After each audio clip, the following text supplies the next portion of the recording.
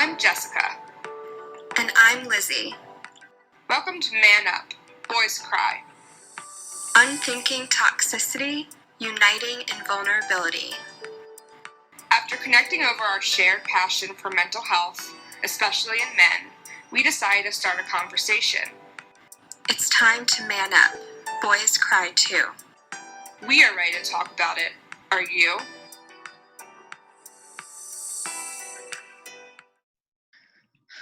Hello. Hi. I can't believe it's episode 2. What? I said I can't believe it's episode 2. Oh, yeah, episode 2. Crazy. Crazy sauce. So, yes. Now that we've made everybody we love and care about submit videos to us, I'm going to ask you, what does masculinity mean to you?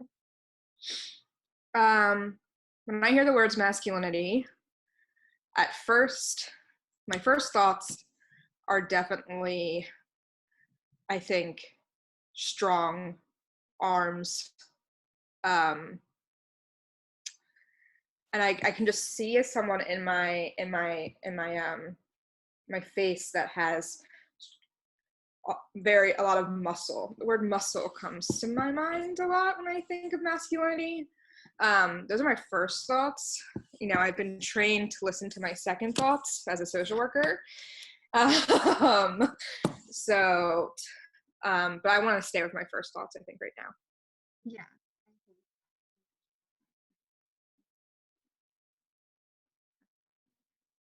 I didn't hear anything you just said. What? I can hear you now. Oh, okay. So I was saying that, yeah, it's important to follow our gut reaction, because I think that is what we're fighting against. Yeah. So we need to know what that is before we sort of try to fight it.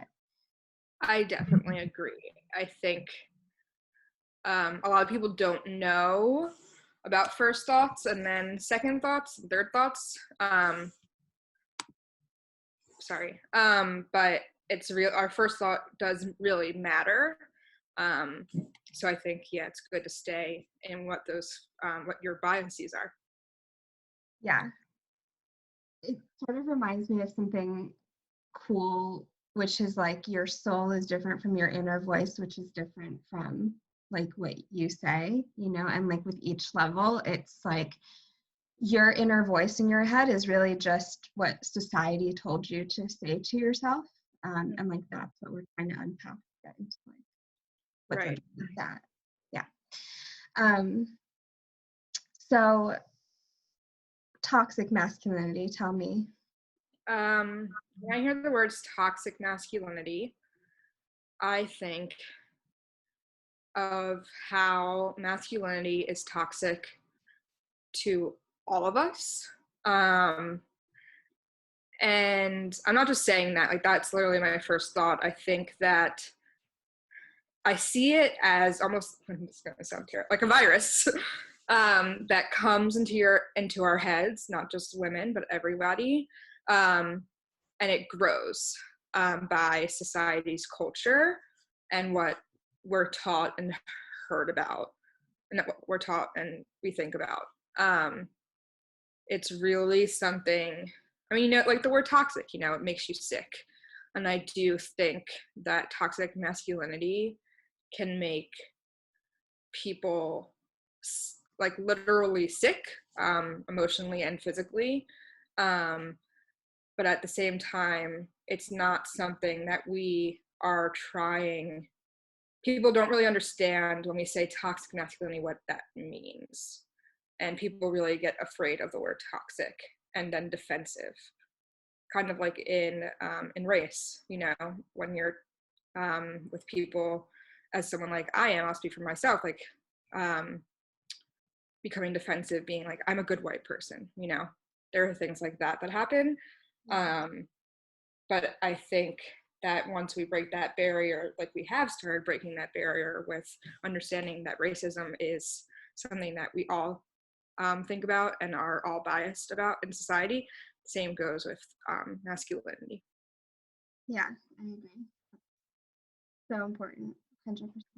All right, and so like in an ideal world, what would masculinity mean to you? In an ideal world, I would want masculinity to mean, I'm not sure if I would want it to mean anything. I kind of would want to kind of break the barrier of having that people do, there's no such thing as masculine or feminine traits. It's just a person's personality and how they're raised, and that people can be who they are, whether they're strong or motivated, or have coping skills, like drink, like all of these things don't have to be put into a box. It's definitely a spectrum. Like, to me personally, I feel like there's a spectrum of expression, like feminine, masculine expression. And I am more in the middle, or like maybe closer to feminine. But I wish that we could see expression. We could see like masculinity, like the expression that we talk about expression, like what we dress like, what we wear, and it's like kind of okay and trendy now to like not fit into that binary, but we're still really scared to get rid of what masculinity means, or what femininity means. So I would kind of want to disrupt that binary. Yeah, actually, it reminds me, I was watching Anne with an E on Netflix, which is like the cutest show. And there was this teacher who showed up in pants to this community, and everyone was like, oh my God, it's a woman wearing pants. And so it feels like that to me. It's like now, like we wouldn't think twice about that, but it's going to take so much time before what you're talking about is a reality, Right. And I think, heels, right? We think of heels as a feminine thing, but heels were created for men to be tall. Yeah. For men, by men. Yeah. So, and we don't think about those things, and heels. Well, also not the 6-inch ones, which like. Yeah, exactly. Make for women. The other important thing is that we talk so much about sexualizing femininity. We sexualize masculinity as well. And we, as a woman who likes men, I will sometimes I appreciate, strength more than sensitivity sometimes, maybe less now, but when someone is too sensitive, I'm like, oh my God, they're not manly enough. And then I'm just like, what are you talking about? Shut up, Jessica Brain. I really do the same thing. Yeah. So I would say I have a lot of similar views to you in all 3 of those areas. So then what does masculinity mean to you? Definitely like protector, leader,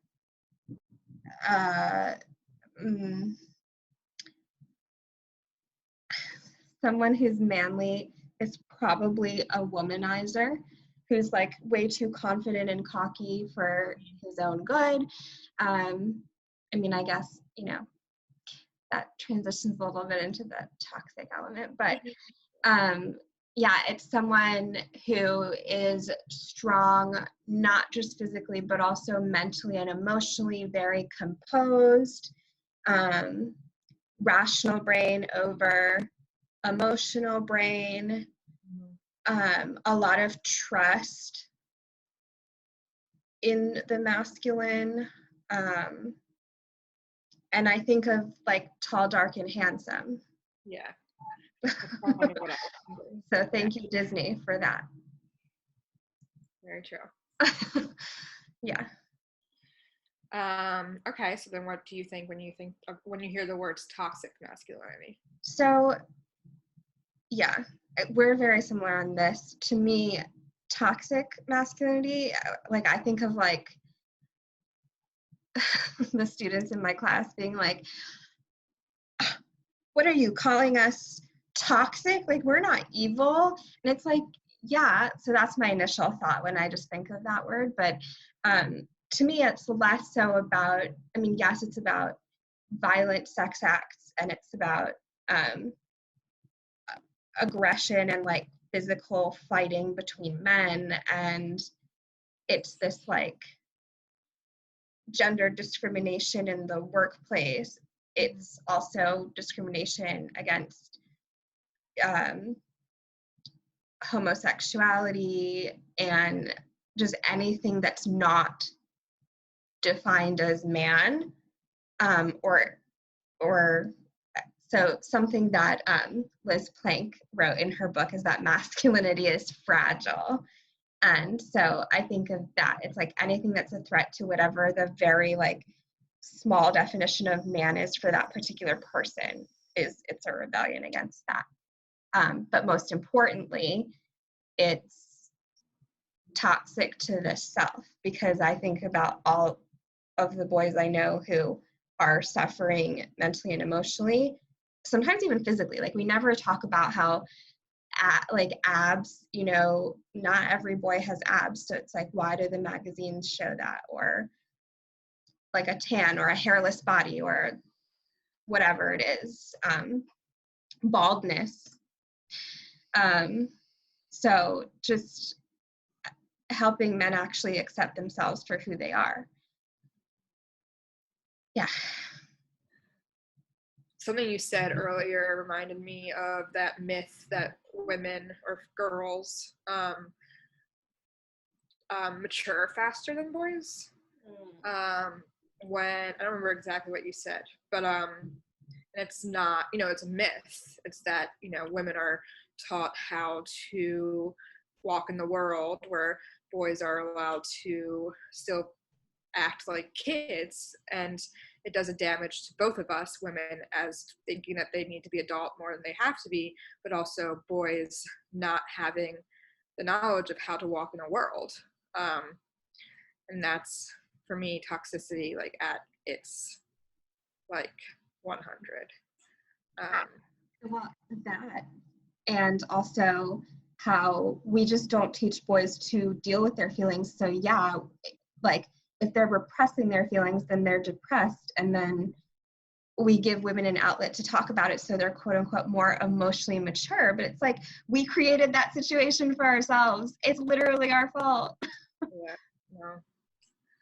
Very interesting. So in a perfect world, what would you want masculinity to mean? I think I would just want masculine energy and feminine energy, as, you know, to just identify like masculine traits as maybe what we perceive them to be, physical or emotional strength, leadership, rational thought, but like in a positive way. Like you can use those things. It's not that they're bad things, as long as you balance them out with feminine energy, sensitivity, compassion, having a sense of like receiving as well as giving. So like just having a balance between the two worlds, and that masculinity means that you're fully embracing your masculine side and your feminine side, and that women can do the same. So it's sort of like less, it's sort of similar to what you said, but I guess different in the sense that I don't think we need to get rid of like any kind of gender, but I think that it just has to be more fluid, which is what you talked about with the spectrum idea. Yeah, I don't think that, I just want to eradicate like the binary. Yeah. Just get rid of that whole like, you gotta fit in this box, you gotta fit in that box. There's a lot of boxes. Right. It's like a scale that you can move through depending on what person you're with or situation you're in, or what like in the moment, you know? Yeah. Like it changes all the time. Okay. Well, you know, it's great that we got to answer these questions. Did you have any reactions to the videos that we put out there? So I did get some awesome feedback. Well, first of all, like, can we talk about how great the videos were? I was obsessed with watching them, and hearing what people in my life had to say about these things. And I don't know, just so much wisdom and so many different experiences too. But it's like crazy how the stories are all the same, like no matter where you come from. But I think that the reactions to them, I don't think there's a lot of engagement. I think more people are watching than they are engaging, which is interesting because I mean, I think it can be scary to comment, or it's like, I agree, so is it worth it to comment? But it's like, yes, because we need to talk about it. We need to actually voice our thoughts on it, because only by talking through things can we start to unpack them, like what's underneath. What about you?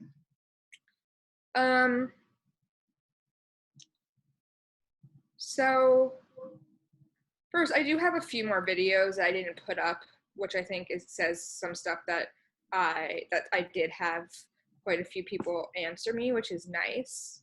But it was hard, it was hard to get people to want to be on screen. It was hard. Oh my gosh, hello. Excuse me, I'm doing something.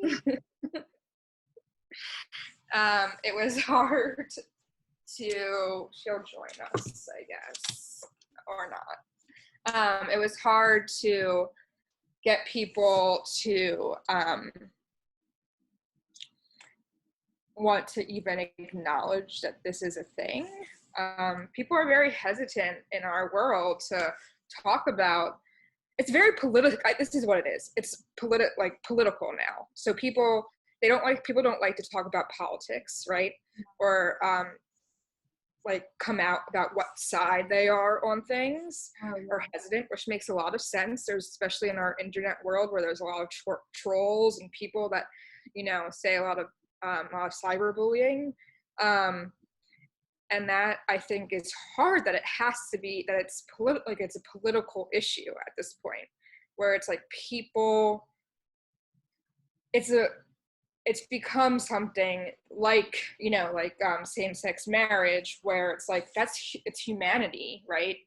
And this is a human issue that we need to talk about in not a political way, but in a empathetic, vulnerable way. And especially when it becomes political, I feel like the empathy can go out of the window a lot of times. And that's what we need. We need people to be empathetic towards each other. And that's the thing also. I need to be more empathetic towards the people that don't want to say things, and I try to be empathetic to everyone, but there's that first thought again of like, well, you're lucky that you can't say anything about it. But I get it. I get that it's really scary. But I think the more that it's talked about and the more that people show face, although I know it's very horrifying, the easier it will get. Yeah, so 2 things. One, I forgot that we didn't even tell our lovely viewers that we actually made a conscious choice to make this a vlog instead of a podcast, for the very reason that we thought it's important to put faces to these stories. Yeah. Do you want to, because I think you had something really powerful to say about that. Do you want to just reiterate your point? Well, I think people want to see people that look like them, and they want to see the face. When we hear the voices, it helps for sure, but the anonymity is, however you say that word, Yeah, is still there. And in such a thing that does take empathy and vulnerability, part of that is showing who you are, and that means showing your face, hearing your voice. And I think it's easy to hide behind a screen with just sound. And there's nothing like being able to know what the people that are talking are saying. Right? Like, even if you read a book, sometimes it's hard to empathize if you don't know who's writing it. And it's important to see people that look different, the people that come from different places. People, it's This is an issue that definitely affects all of us and affects some people even worse. So we need all those faces. Yeah. Yeah, there's power in the visual, basically. Right. So that's one thing. But then also, as you were talking, I was just thinking, yeah, like it's hard to get people to do this. But I think that it's also like, even if we're making a difference for one person, Mm-hmm. like that's fine with me. It's like, great, one by one. Yeah. I mean, it's like, that's the thing in like teaching and social work, it's about planting those seeds. We can't always see the growth right away, and we can't always see the plant that comes from those seeds, but those seeds are what seeds really matter. Yeah. So I know that I also had some experience with just hesitation around getting people, like, they're interested, they think it's great, and then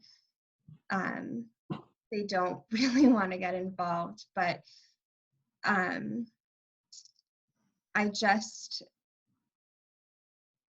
forgot what I wanted to say about that. Maybe.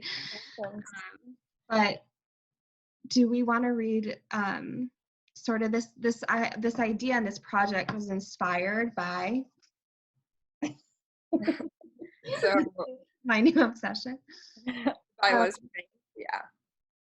Yeah, so thank you for recommending it. So For the Love of Men was Plank, and one of the things that you introduced to me early on was the idea of, or through her, is the idea of mindful masculinity.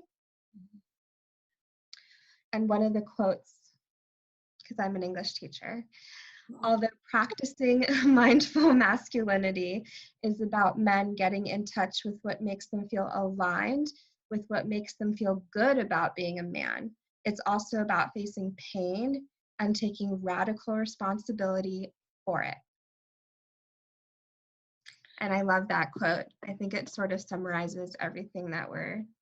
And I think what's important, and the reason society has done this to us, is because pain is supposed to be scary, and you're not supposed to feel pain if you're happy. But those things they go together. Happiness and pain are a thing. You can be in pain one day and feel happy the next, but also through pain you experience a journey. And I'm not saying I don't want people to get like hurt, or like I don't want society to be painful, but pain is growing. Mistakes are growing. There's this idea of failure where, yeah, you can fail and you should fail, because once you fail, you do the next thing. And I really think that's where this toxicity comes from, and changing it to being mindful of that pain, being mindful of those emotions is just so important. Right. Completely. And something that I really like is the idea that pain and pleasure really are just one spectrum, right? Yeah. And if we try to look at it more that way, then it's like, there's so much pleasure that can be derived from like being in the moment of the pain and like fully feeling it, and then being able to move on instead of just letting it pile up and become something that overwhelms you. So can't wait to talk more about all that. I have a lot more quotes where that came from. For the viewers that don't know, Elizabeth Plank is a journalist and feminist. I found her on Instagram before she wrote that book. She just had some really good things to say. She's on Vox a lot, CNN, MSNBC.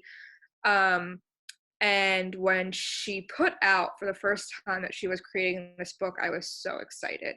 And her book, For the Love of Men, is a read that will completely It's completely worth it. And we're going to be talking a lot more about her book because she has some really great things to say. I did not know that you knew about her before she wrote a book. That's awesome. And also, like, just for clarification, we are not being endorsed by Miss Plank or any of her associates. I wish we were, to be honest. We were. Uh, Yeah, she's amazing. There's so much insight and Yeah. stuff to talk about. It's not that she just did this and started talking about it. She took years into researching what this was and examples and qualitative research that talking to people. And that's important. Stories are important, which is where those faces come in again. Yeah. Oh, I'm so excited. Thank you so much for doing this with me. Thank you for doing it with me. We're so sappy. I know. But that's just how we are. All right, so see you next time. See you next time. Thanks for watching. Check us out on Facebook, Instagram, and Twitter. And if you enjoyed, subscribe to our channel. Also, if you are in need of help, please reach out to someone. And if you need, please don't hesitate to call the National Suicide Hotline at 1-800-273-8255. It's okay to not be okay.